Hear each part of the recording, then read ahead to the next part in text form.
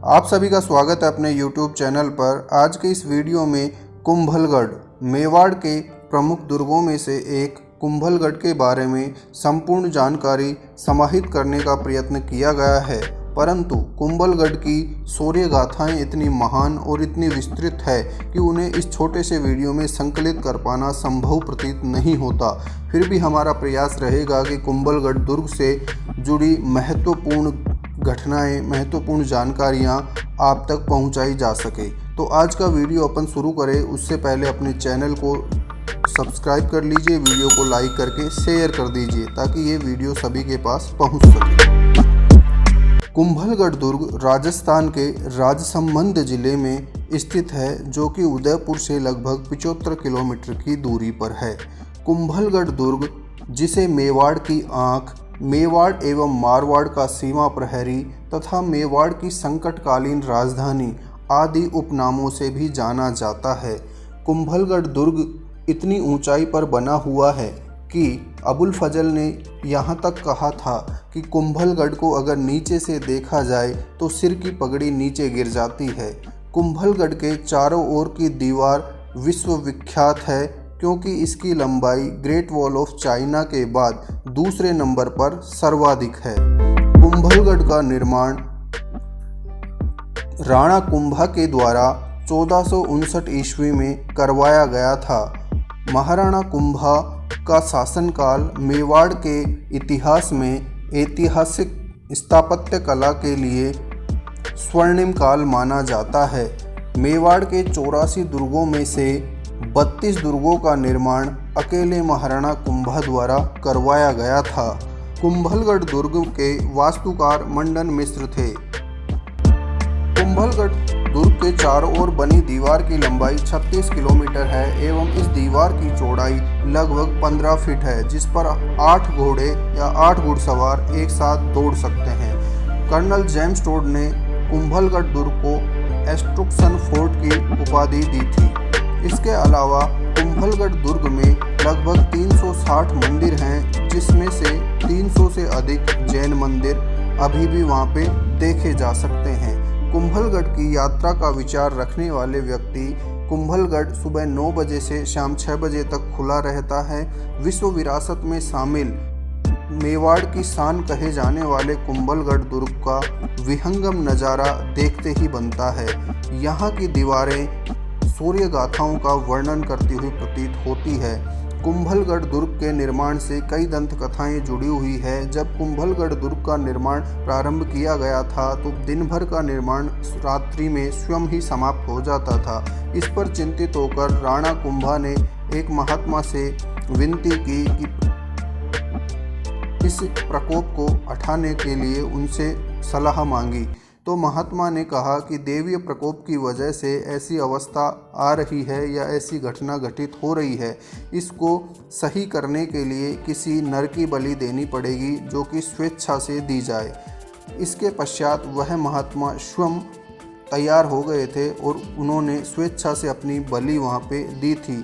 उसके पश्चात कुंभलगढ़ का निर्माण कार्य प्रारंभ हुआ और वो सफलतापूर्वक पूर्ण हो सका। ऐसी दंत कथाएं कुंभलगढ़ के निर्माण को लेकर प्रचलित हैं। कुंभलगढ़ दुर्ग की विशाल दीवार के अंदर अरावली पर्वतमाला की विभिन्न चोटियां आती है।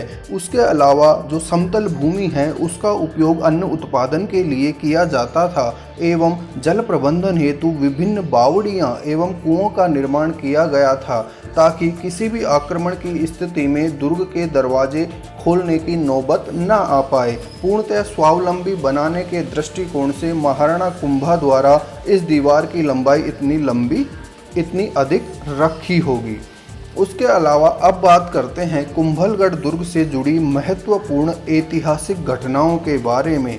कुंभलगढ़ की दीवारें इन ऐतिहासिक घटनाओं का वर्णन करती हुई प्रतीत होती है। सबसे पहले भारत माता के वीर सपूत, स्वाभिमान के आदर्श पुरुष महाराणा प्रताप का जन्म कुंभलगढ़ दुर्ग के अंदर ही हुआ था, जिसे मुगलिया शासक अकबर पूरे जीवन पर्यंत नहीं झुका पाया। तो ऐसे महान सपूत, महान व्यक्ति का जन्म कुंभलगढ़ के दुर्ग के अंदर ही हुआ था।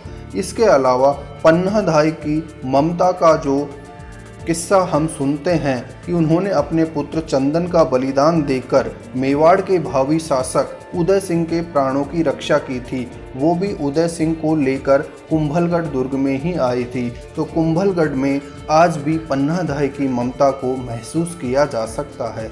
इसके अलावा कुंभलगढ़ प्रशस्ति जिसके रचयिता महेश भट्ट को माना जाता है, जिन्होंने सिसोदिया वंश के राजा हम्मीर देव को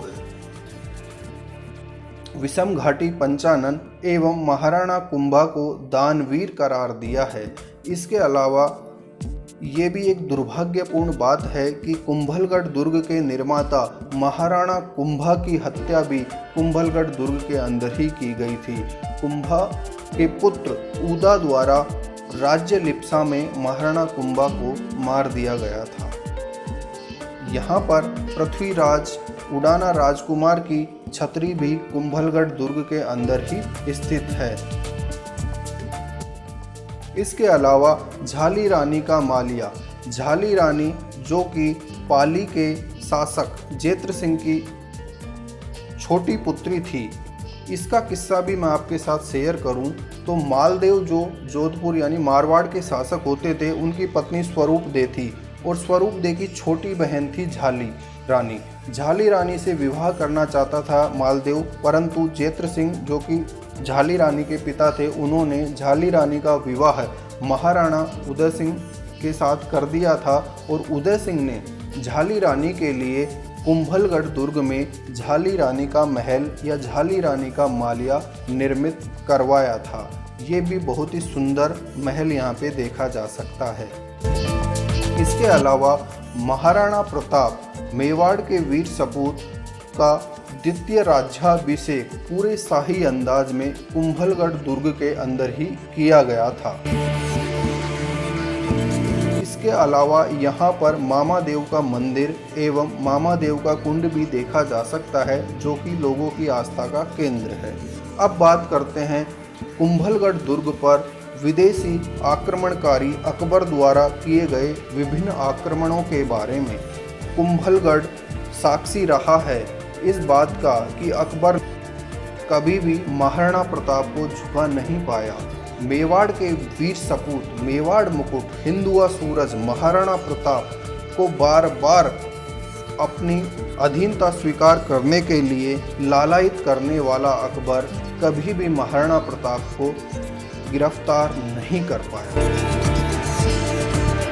हल्दी घाटी के युद्ध में अकबर की भीषण हार हुई। महाराणा प्रताप एवं उनके वीर सपूत राजपूतों ने कुछ चंद घंटों में ही अकबर की सेना को खदेड़ कर भेज दिया था। इससे तिलमिलाकर अकबर ने 4 महीने पश्चात ही कुंभलगढ़ दुर्ग पर आक्रमण करने के लिए अपनी सेना को शाहबाज खान जो कि उनके सेनापति थे, उसके अलावा आमेर के राजा मानसिंह एवं भगवान दास के नेतृत्व में पुनः सेना भेज दी कुंभलगढ़, ताकि वो महाराणा प्रताप को पकड़ सके और उनको पराजित कर सके। परंतु अकबर का ये सपना जीवन पर्यंत पूरा नहीं हो सका। शाहबाज खान विशाल सेना के साथ मेवाड़ की तरफ चल निकला। मेवाड़ के रास्ते में आने वाले सभी हिंदू धर्म के मंदिरों को तोड़ता हुआ, हिंदू बालकों एवं स्त्रियों को खत्म करता हुआ, गांवों को तहस नहस करता हुआ शाहबाज खान आगे बढ़ रहा था। परंतु आमेर के राजा मानसिंह एवं भगवान दास द्वारा मंदिरों को तोड़ने का विरोध करने पर शाहबाज खान ने अकबर को पत्र लिखा कि आमेर के राजा मानसिंह एवं भगवान दास दोनों को आप अपने पास पुनः बुला लीजिए। इस पर अकबर ने पत्र के माध्यम से दोनों को वापस बुला लिया। इसके पश्चात शाहबाज खान क्रूरतापूर्वक सभी मंदिरों को तोड़ता हुआ कुंभलगढ़ पर चढ़ाई कर दी।